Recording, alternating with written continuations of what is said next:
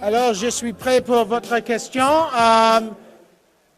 Si tu parles en français, il faut que tu parles un peu lentement pour moi. Je comprends presque tout le français, mais il faut que je réponds en anglais parce que ma phrase, j'ai fait beaucoup d'erreurs grammatiques. C'est un peu plus facile en anglais. Alors, and just tell me who you are. And I think Sophia is moderating. There she is.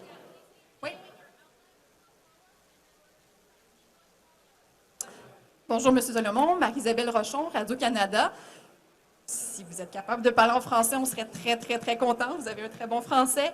Il y a la question liée à l'entente entre le gouvernement fédéral et Cohere. Est-ce qu'on a un calendrier? Qu'est-ce qui s'en vient concrètement? Vous avez beaucoup parlé d'efficacité de la fonction publique. Qu'est-ce que ça veut dire dans les prochains mois, prochaine année? Et on comprend que ça entraîne beaucoup de pertes d'emplois dans la fonction publique. Qu'est-ce que ça veut dire pour les Canadiens? OK. Merci pour la question. First of all, the Cohere relationship is very important, and we signed the MOU. You asked what's going to happen in the months ahead. We are working closely, obviously, across a number of departments, as Aidan talked about, to use Cohere and to try to integrate Cohere with our systems in various places. Look, Joël Lightbound is our minister in charge of government transformation, and it's really important that we work together, which is why he also signed on to that MOU to make sure that government is using Canadian companies. Obviously, as an LLM, it has huge abilities to solve. We haven't deployed it yet. In some circumstances we have, but I would say this is just the beginning of government on the demand side, reforming our procurement process and working with several companies to make sure that we're driving new efficiencies, including within our government services and on several contracts. Et qu'est-ce que ça veut dire pour les emplois? We are giving our employees and the public servants the tools they want and that they need to do the job better. Look, the public service is a partner in all of this. The public service's mandate is to serve Canadians better. For example, renewing passports. There's a program that will roll out soon to help, for example, renew passports on a faster way. And that's part of technology. So what does it mean? It means exactly what we hope it means. It means serving Canadians better. And the public service is a partner with that, and we're working very closely with them on that. Hi there, Madison McLaughlin with BetaKit. You mentioned digital sovereignty on stage. You said that key sensitive data, not all Canadian data, should be kept in Canadian data centers to ensure digital sovereignty. What do you consider key sensitive data? Great question.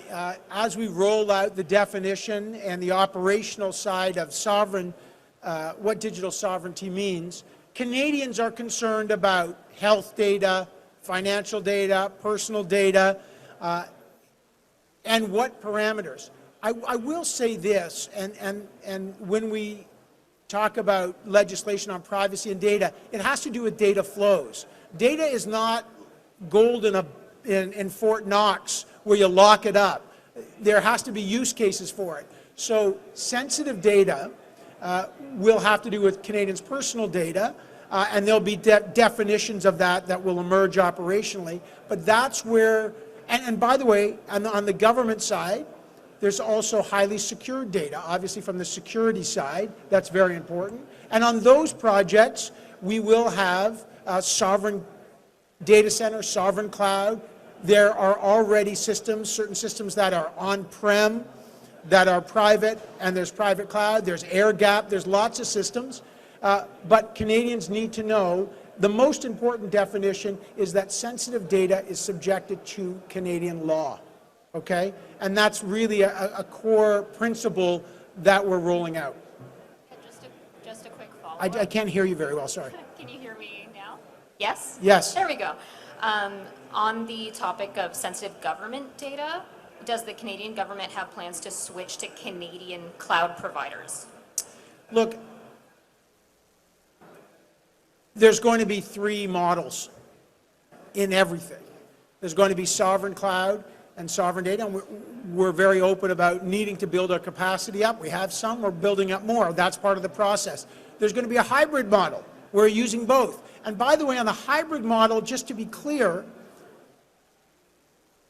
there's lots of ways to secure on a hybrid model with things like two-key systems and co-location. So there's lots of ways on the hybrid model to enhance security and meet certain security thresholds. And then there's going to be publicly available things that will not be for government-sensitive data, right? That's for use. But there are these three kind of blocks: highly secure, totally sovereign, the hybrid model, and of course publicly available. For certain government top secret and very sensitive data, and also for Canadians' data, there's going to be obviously a delineation of where that goes, and that's what digital sovereignty is all about. Thanks. Bonjour, Carl Parazeli de l'Actualité. Could you give me examples of what have been tested or implemented with the partnership with Cohere so far? Some I can't, because some of their contracts that have been reported on, we're just not going to comment on. They are working across various departments. Right now, there hasn't been a pilot test case that we've rolled out publicly yet. They're still finalizing. We just signed the MOU, as you know. They're finalizing exactly where that will be. The other question is, when you say test cases, we're hoping that we're not just going to have small pilots, but we're going to try to have an iterative process. I don't want to skate too much in the lane of my colleague Joël Lightbound, because when it comes to the government transformation piece, that's legitimately his lane on that, to talk about the use case scenarios, which is why he co-signed that MOU with me. Okay. And are you betting too much on Cohere? Are you going all in on Cohere, as you said this morning? No, not at all. They're strategically important as an LLM. And let's just be clear for everybody. There are 4 countries that have these large LLMs of this capacity. There's the United States, there's China, there's France, and there's Canada. So, like every country, we are going to support our strategically important companies. But as I said in the speech, and I'll say again, you know, sovereignty is not solitude. We are going to work with lots of other partners, but it is important that we support our Canadian companies that are strategically important and that have competitive advantages. By the way, there's lots of others. There's lots of great companies that OpenText and Coveo and Hypertech across industries that are really important. ThinkOn and Denver, like I could name a lot of great Canadian companies. So, but from the LLM space, Cohere is a world leader. We should not be afraid to celebrate and support. Merci. Hi, I'm Soraya from the McGill Tribune. I have a question back on the subject of data security.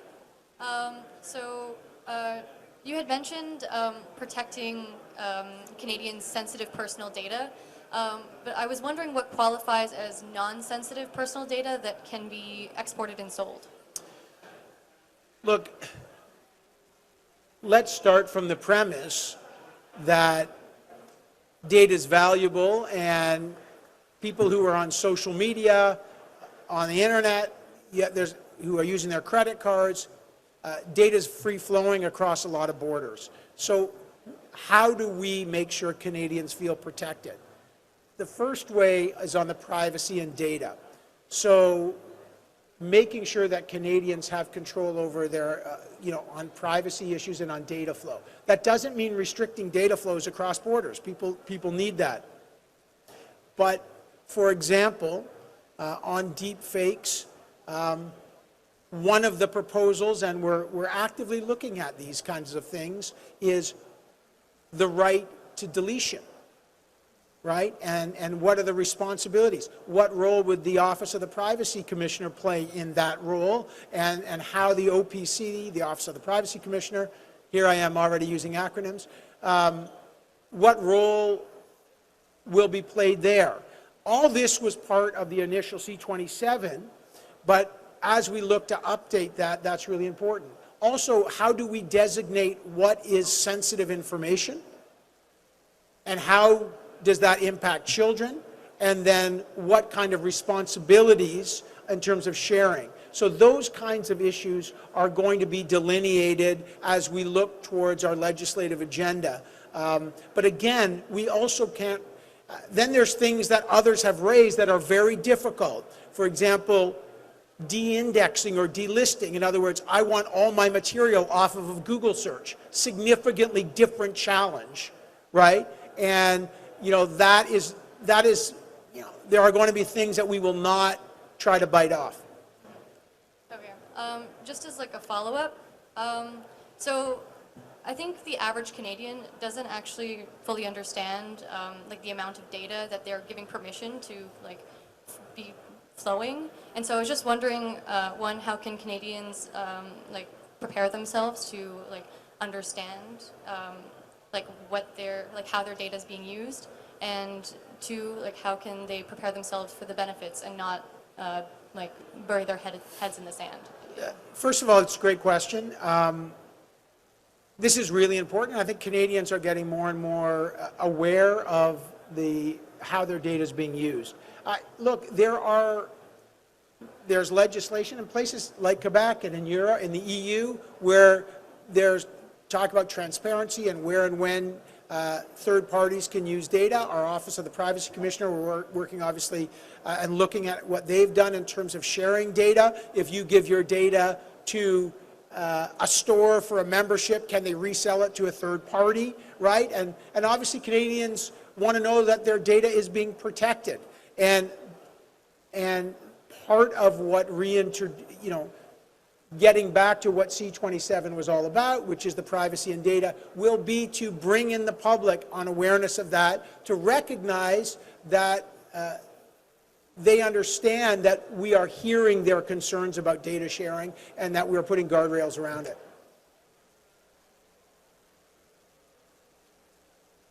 Bonjour, David Proux, Québécois Média. Votre discours était excellent, ça m'a inspiré à vouloir faire partie de l'équipe Canada. Si l'équipe était une équipe de basketball, je serais Dennis Rodman. I have a technical question about digital sovereignty. Yeah.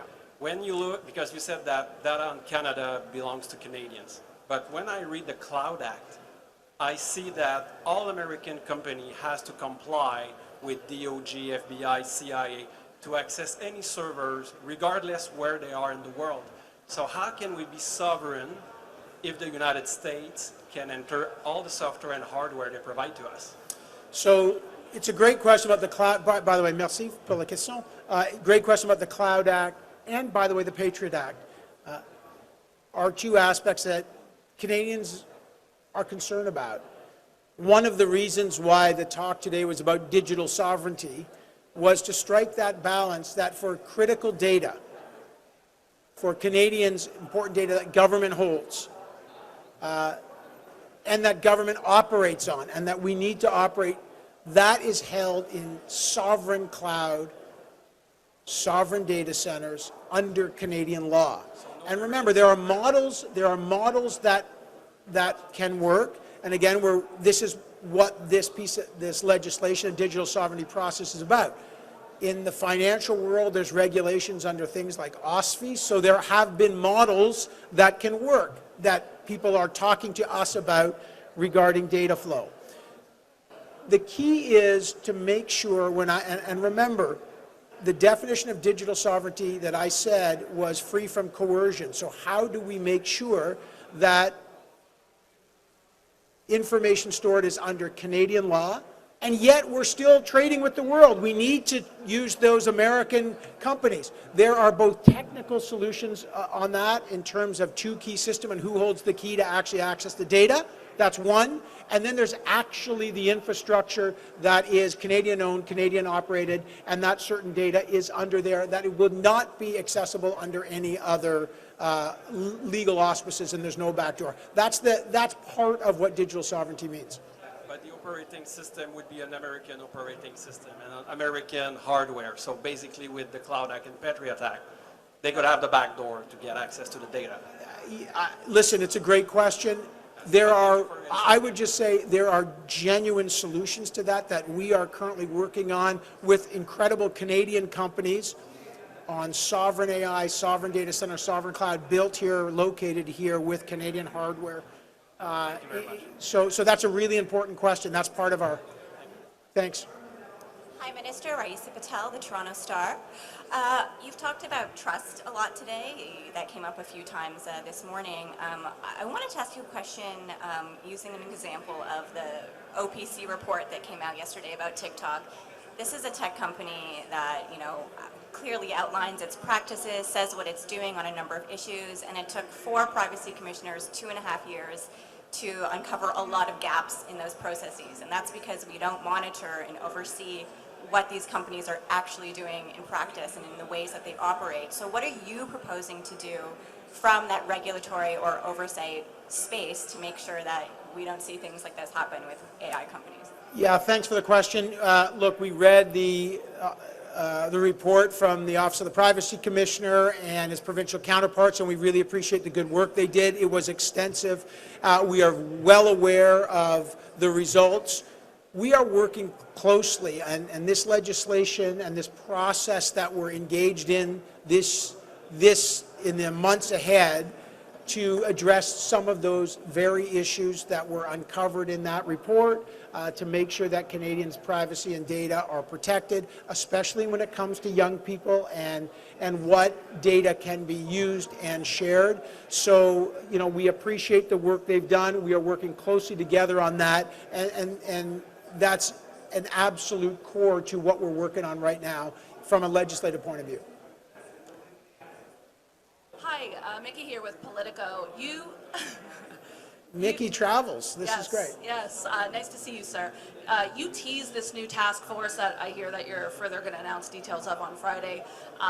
But is this an acknowledgement that the Liberal government hasn't been doing enough on its AI strategy, that there's a need for this new task force?